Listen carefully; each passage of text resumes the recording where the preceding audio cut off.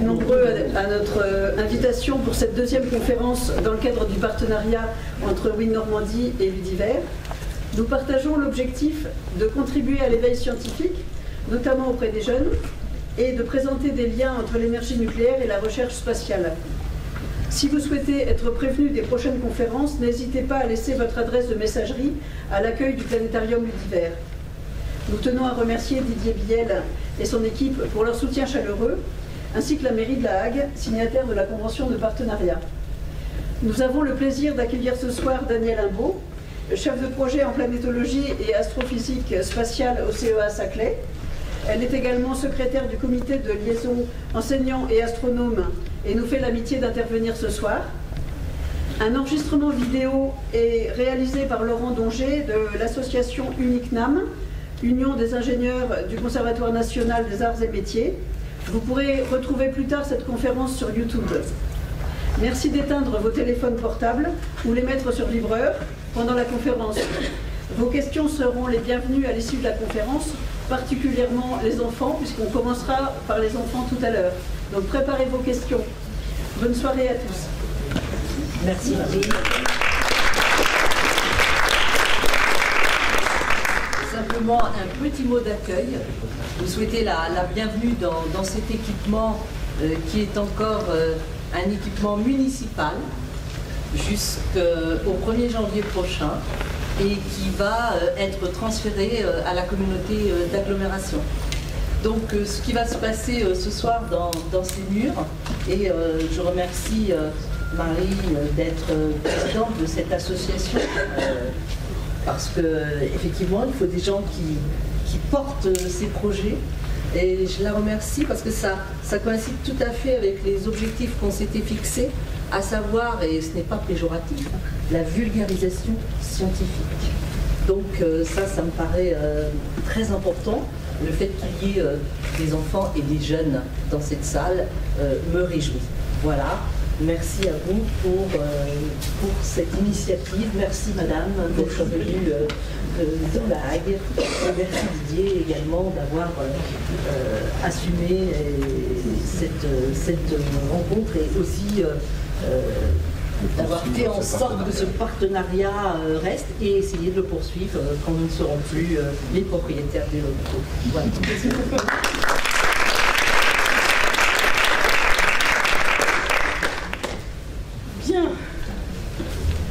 Bien, bonjour à tous.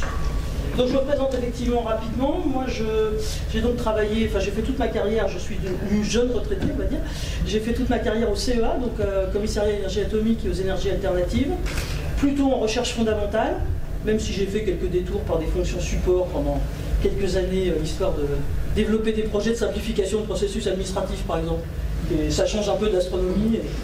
Par contre, c'est beaucoup moins valorisant. Enfin, c'est utile à la communauté scientifique aussi. Et donc, de formation, moi, j'ai fait des études scientifiques, je dis ça pour les jeunes. J'ai fait une maîtrise de physique, enfin un master de physique, et j'étais plutôt option géophysique, donc plutôt physique de la Terre. Géophysique externe, donc physique de l'atmosphère. Voilà. Et puis, le premier projet qui m'a été proposé juste après ma thèse, après un petit intermède sans importance, c'était d'être responsable du développement d'un instrument pour aller explorer les nuages de Vénus, dont j'aurai l'occasion de vous reparler tout à l'heure. Donc j'étais spécialiste en physique des nuages, physique de l'atmosphère, et on m'a proposé d'aller regarder les nuages de la planète Vénus.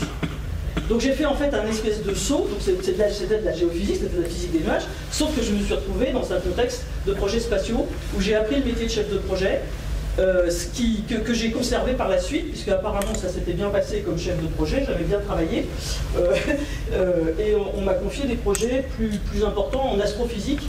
Voilà, donc j'ai fait un parcours un peu étonnant parfois de géophysicien égaré dans le cosmos. Mais en fait aujourd'hui, je dois dire, et j'aurai l'occasion d'en parler tout à l'heure, la planétologie devient une science commune aux gens qui s'intéressent au fonctionnement de la Terre, puisqu'en fait, mieux comprendre le système solaire, mieux comprendre la Terre, ça fait partie de la connaissance aujourd'hui de notre environnement proche. J'aurai l'occasion d'en revenir tout à l'heure. Donc aujourd'hui, je vais vous parler, on va faire un petit voyage, on va aller depuis la Terre, en quelque sorte, jusqu'aux confins du système solaire. Donc c'est un tout petit morceau d'univers, hein, c'est loin d'être le cosmos. Et pour ça, je fais une introduction, c'est-à-dire, je ne sais pas si vous avez déjà eu l'occasion de voir d'abord un ciel étoilé à ce point et cette traînée qui est ici. Je pense aux enfants, est-ce que vous avez déjà vu ça? Oui? Non? Oui? Ça s'appelle comment? La Voie lactée. Yes! Bravo! La Voie lactée. Donc là, on est très très loin du système solaire, mais je voulais resituer le système solaire et notre environnement proche par rapport à l'univers qu'on voit déjà avec les yeux. Voilà la Voie lactée prise avec un super grand angle dans un désert américain. Et en fait, ce qu'on voit ici, c'est la galaxie. La Voie lactée, c'est une galaxie parmi des nombreuses galaxies. Et c'est celle à l'intérieur de laquelle on se trouve. Vous voyez, ça, c'est une image de la Voie lactée. En fait, c'est une composition d'images qui ont été prises à différents endroits du globe. Et on a reconstitué la Voie lactée, celle qu'on voit très bien ici. Simplement, on a pris ça, puis on a fait la suite qui tourne ici. On va prendre des images de l'autre côté du globe terrestre. Et puis, on a ici cette image de la Voie lactée. Alors, on voit que c'est un ensemble d'étoiles, mais aussi de nuages de poussière. C'est dans ces nuages de poussière que naissent les bébés étoiles. C'est pas le sujet du jour, mais je peux en parler 2 heures aussi. Donc, ça c'est notre galaxie, la Voie lactée. Et juste pour vous situer un peu, notre galaxie, la Voie lactée, avec un grand G, quand on parle de la Voie lactée, la galaxie, elle est constituée de plus de 100 milliards d'étoiles, 100 milliards de soleils en fait, hein. Des petits, des jeunes, des ados, des plus vieux, des vieilles étoiles qui explosent, il y a tout, il y a un monde fou là-dedans. Et ainsi que des nuages de gaz et de poussière interstellaire qui sont ces grands nuages ici dont on a l'impression qu'il n'y a rien à voir derrière. Non, c'est juste parce que dans la lumière visible, ces nuages ils cachent les étoiles qui sont derrière. Voilà, ça c'est la Voie lactée, 100 milliards de soleils.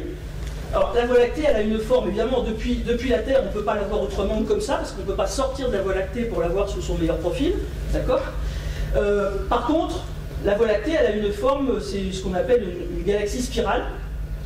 Et ça, c'est quelques galaxies spirales, alors c'est presque des voisines, hein. Ça c'est une galaxie qui s'appelle le doux nom NGC 7331, donc vous voyez, c'est très poétique, et elle est à 50 millions d'années-lumière de nous. Alors une année-lumière, j'y reviendrai tout à l'heure. Quelqu'un sait ce que c'est qu'une année-lumière d'ailleurs? Parmi les jeunes, oui?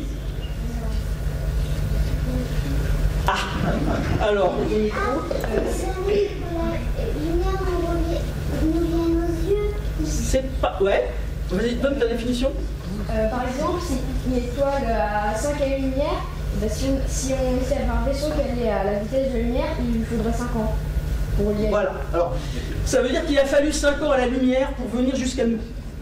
D'accord, depuis cette étoile, on la voit comme elle était il y a 5 ans, parce que la lumière se balade à 300 000 km par seconde, et il a fallu 5 ans pour que la lumière arrive jusqu'à nous.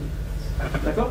Donc quand on voit une galaxie, la galaxie la plus proche qu'on puisse voir s'appelle Andromède, elle est à 2,5 millions d'années-lumière, je l'ai vue chez moi en région parisienne il y a 3-4 jours avec des jumelles, donc sans installation particulière, et elle a à peu près une allure comme ça, et elle est à 2,5 millions d'années-lumière. C'est-à-dire que quand vous regardez la galaxie d'Andromède, vous la voyez comme était il y a 2,5 millions d'années, et vous dites que le rayon soleil de lumière qui vient de taper dans votre œil, il est parti de cette galaxie alors que l'homme n'existait pas encore sur la Terre. D'accord? Donc ça donne... Et ça, c'est la plus proche. Donc celle-ci, elle n'est pas à 2,5 comme Andromède, elle est à 50 millions d'années-lumière dans la constellation de Pégase. Et puis des galaxies dans l'univers, on considère actuellement qu'il y en a à peu près 100 milliards dans l'univers qu'on appelle observable. Donc celui qui est suffisamment, et qui a une distance telle que la lumière peut encore nous parvenir à cette vitesse un peu démente de 300 000 km par seconde. Voilà, donc là je pars de très très loin pour arriver sur le système solaire pour vous montrer que c'est un monde, mais que c'est un monde qui est absolument microscopique. Donc je reviens à la Voie lactée, qui est donc une des 100 milliards de galaxies de l'univers. Voilà, la Voie lactée dont on pense qu'elle a une forme, enfin elle a tous les éléments pour confirmer qu'elle a une forme spirale comme ça, ce qu'on appelle une galaxie barrée. Et le Soleil est là, donc j'ai mis...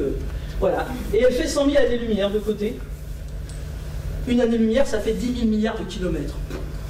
Ça parle absolument à personne, on ne se rend pas compte. C'est mieux de parler du temps que ce que met la lumière pour venir. Et donc, une étoile qui émettrait une lumière de ce côté-là, 100 000 ans après, on la voit de l'autre côté. Voilà, on la reçoit 100 000 ans après. Voilà, et donc nous sommes ici en fait. Hein. Là, ça se voit pas, j'aurais dû faire un petit rond.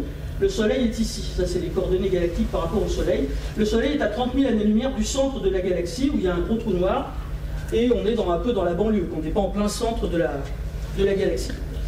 Donc le Soleil est une étoile parmi 100 milliards dans une galaxie qui est la Voie lactée, parmi 100 milliards dans l'univers observable. D'accord ?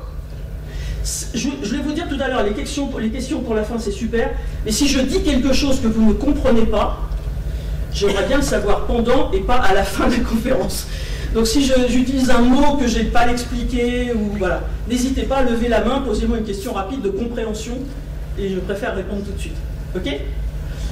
Bon, alors, on vient à la Voie lactée. La Voie lactée, c'est plein de nuages de poussière et plein d'étoiles. On est d'accord. Et parmi ces étoiles, ces 100 milliards d'étoiles, il y en a une qui est la nôtre, le Soleil. Alors le Soleil, comme toutes les étoiles, c'est une boule de gaz qui est en équilibre entre deux forces.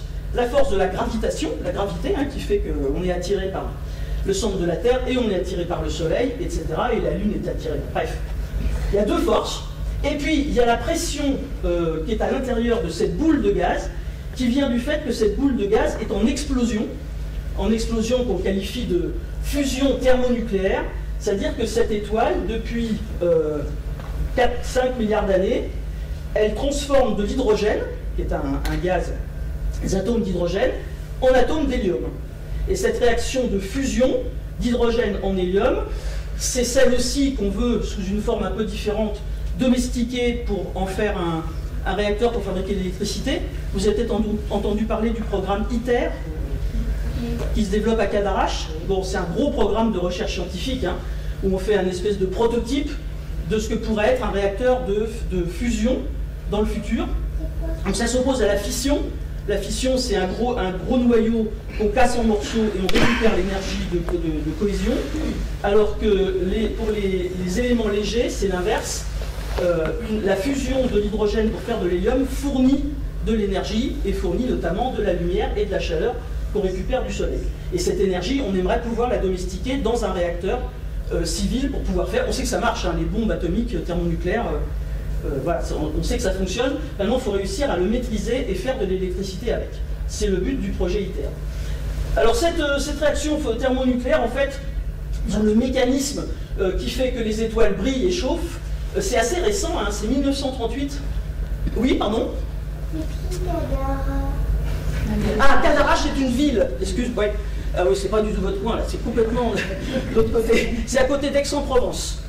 C'est pas une personne, c'est un endroit où il y a cette grosse installation scientifique. Donc ça a été découvert en 1938 par un monsieur qui s'appelle Hans Bethe, qui a d'ailleurs eu pour ça le prix Nobel, en 67. Il a compris, et jusqu'à cette époque-là, on n'avait pas compris comment le Soleil brillait, comment les étoiles brillaient. Les gens avaient fait des tas de calculs en disant si ces trucs-là c'est en charbon, ça devrait durer 1000 ans, vu la taille, etc., et la chaleur que ça dégage, on ne comprenait pas comment ça fonctionnait. Donc cette énergie thermonucléaire fait que le Soleil est constitué de 3/4 d'hydrogène et d'1/4 d'hélium, puisqu'il fabrique en permanence de l'hélium à partir de l'hydrogène, donc c'est son combustible à lui en quelque sorte. Il fait 1,5 million de kilomètres, à peu près 100 fois la taille de la Terre, et il tourne sur lui-même en 27 jours, donc là la rotation elle est accélérée. Alors vous pouvez voir évidemment, vous pouvez voir un petit truc qui saute là, ça c'est la Terre à la même échelle. D'accord, c'est le facteur 100, mais quand on dit facteur 100, on dit ouais, c'est 100 fois plus petit. Quand on voit le petit point bleu à côté du Soleil, on dit ah oui, c'est vraiment petit. C'est tellement petit que c'est jamais comme ça que ça représentait sur les livres d'astronomie, parce que si sur les livres d'astro et les images, on mettait les dessins à l'échelle, on verrait jamais rien, parce qu'on n'arrive pas à tout mettre sur le même schéma. Oui, j'étais en train de dire que là vous voyez des manifestations avec de la matière extrêmement chaude là, qui s'échappe du Soleil, et j'en reparlerai juste après. Alors ici on a une puissance, c'est pareil, un 10 puissance 26 watts, ça veut dire il y a 26 zéros derrière le 4, bon, ça fait des milliards, ça fait l'équivalent d'un milliard de réacteurs nucléaires, le Soleil en termes de puissance de chauffage et d'énergie rayonnée dans l'espace. La température du cœur c'est 15 millions de degrés, et la surface c'est à peu près 5500 degrés. Voilà. Et le mystère, un des mystères qui subsiste sur le Soleil, c'est que la couronne solaire qui est à l'extérieur ici, qu'on ne voit jamais en situation habituelle quand on voit le Soleil, on ne peut même pas prendre en photo, on ne peut le faire que quand on cache complètement le disque solaire parce qu'il nous éblouit trop pour qu'on puisse voir cette couronne solaire et on ne le voit que quand il y a des éclipses. Donc les images d'éclipse, vous avez une espèce de jolie petite couronne tout autour qui est en fait à une très très haute température, à des dizaines de millions de degrés. Et ça, c'est pas encore très bien compris dans le fonctionnement de cette étoile qui est notre laboratoire.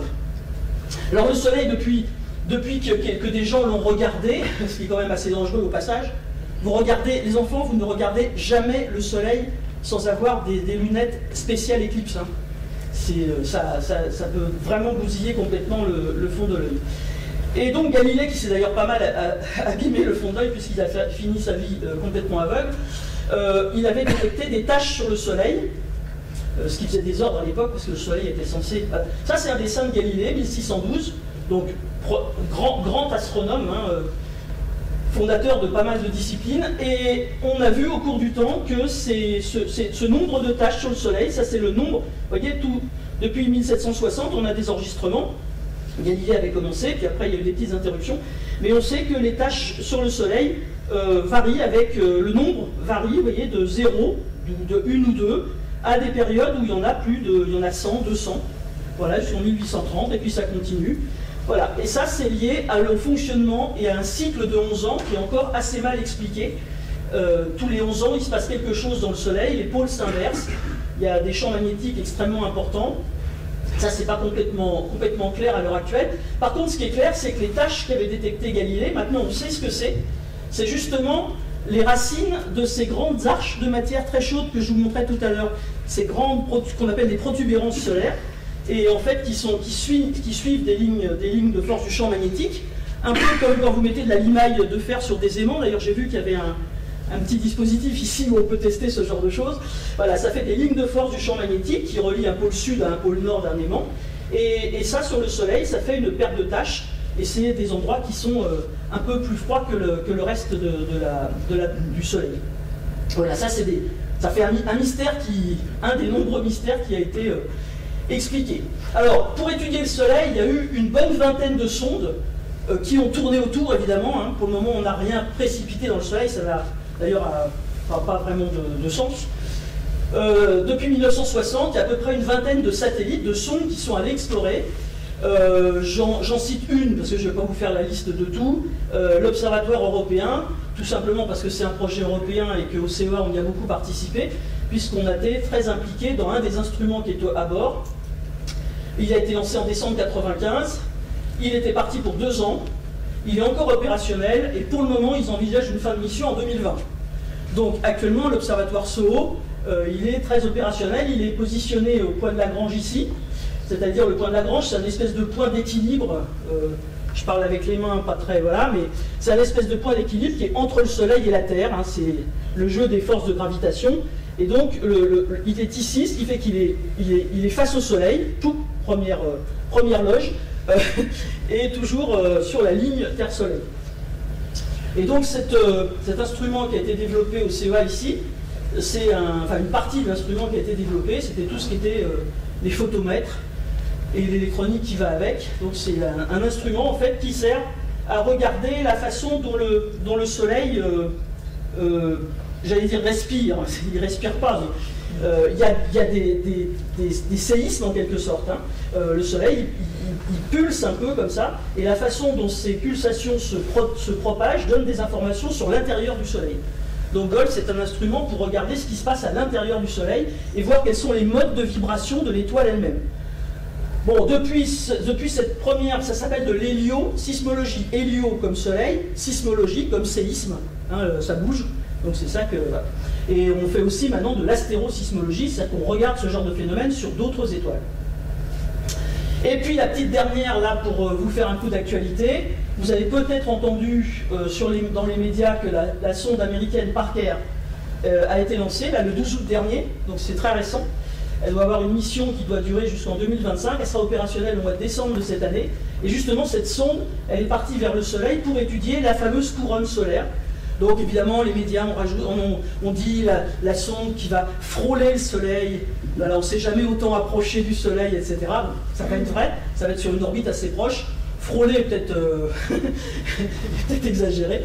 Mais voilà, donc cette sonde-là, donc là on est dans l'actualité pour essayer de comprendre cette étoile qui est la nôtre, qui est la plus proche. Il y a des tas de choses qu'on peut faire sur le Soleil qu'on ne peut pas aller regarder sur une étoile proche, évidemment. On a le Soleil, en quelque sorte, on l'a sous la main. Donc il y a pas mal de sondages qui sont prévus pour ça. Alors oui, ce que je voulais juste vous montrer, je n'étais pas du bon côté, là, juste pour vous, voilà, pour mettre en animation ce que j'ai montré tout à l'heure.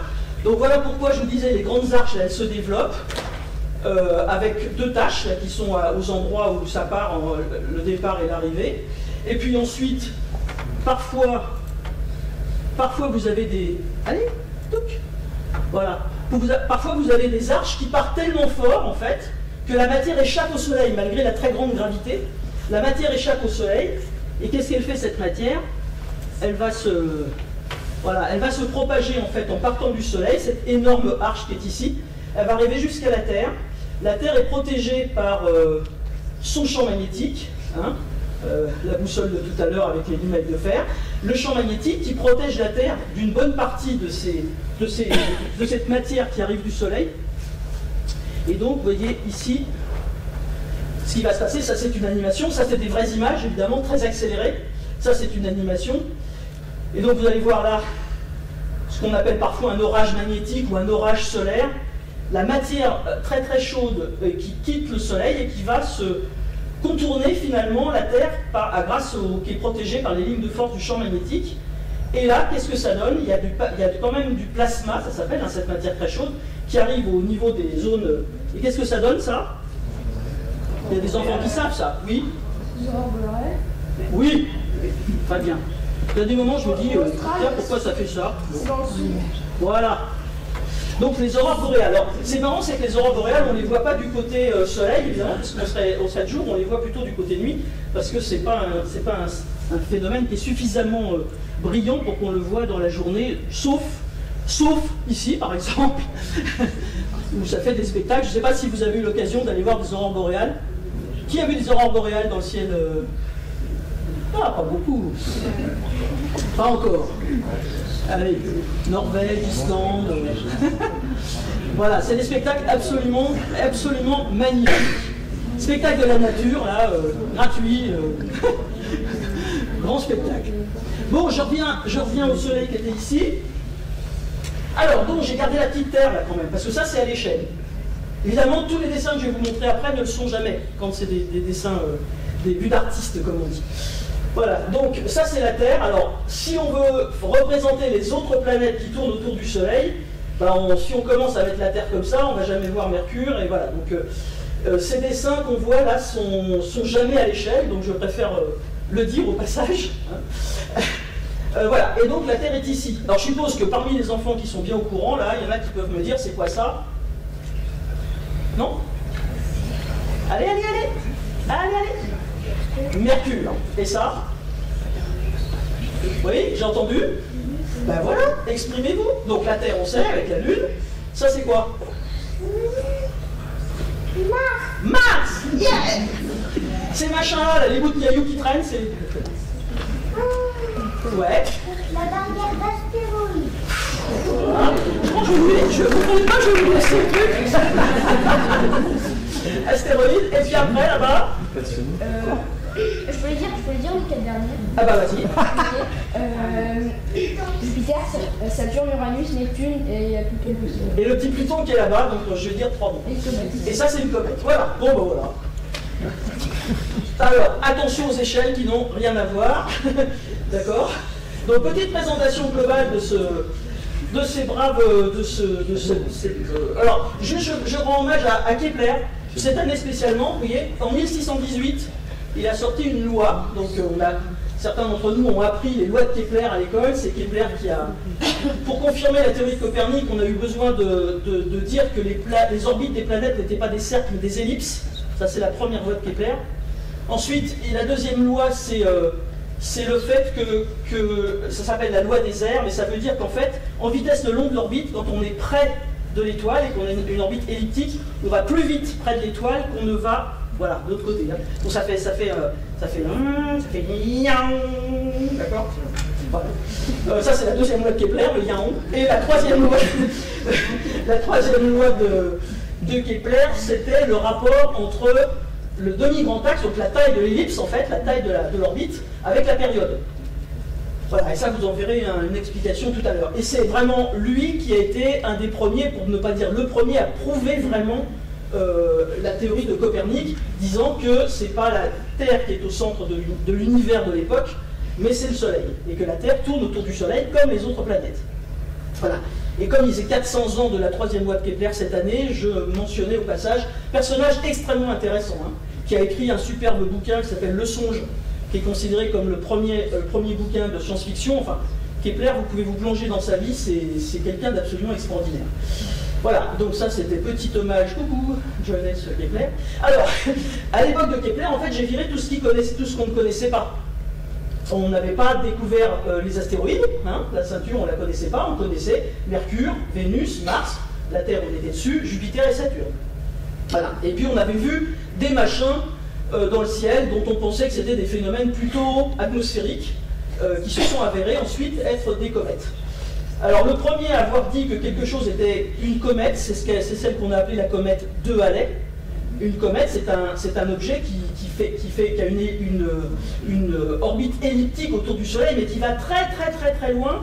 On dit souvent c'est une boule de neige sale, et puis elle revient, et quand elle revient, dès qu'elle s'approche du Soleil à quelques unités astronomiques, à quelques distances Soleil-Terre, elle commence à fondre et ça fait des panaches de vapeur d'eau et d'autres produits qui sont... Et donc ça se reconnaît avec cette espèce de grande queue qu'elles ont derrière. Donc Monsieur Halley, en 1682, a dit que la comète qu'il avait vue, quand il était jeune, devait revenir, et malheureusement, il est mort avant que sa comète revienne. Donc évidemment, la communauté a donné son nom à cette fameuse comète de Halley, qui revient tous les 76 ans, et qui est passée au voisinage de la Terre en 1986. Donc vous calculez, il y en a certains ici qui seront là au prochain passage, d'autres pas. En 1781, autre grand personnage de l'astronomie, monsieur William Herschel, a découvert Uranus. En 1801, monsieur Piazzi, qui est un Italien comme son nom le fait supposer, a découvert le premier astéroïde, qui d'ailleurs maintenant ne s'appelle plus un astéroïde, c'est Cérès, et actuellement on l'appelle planète naine, j'en dirai deux mots tout de suite. Il fait quand même 950 km de taille, donc c'est un bel objet.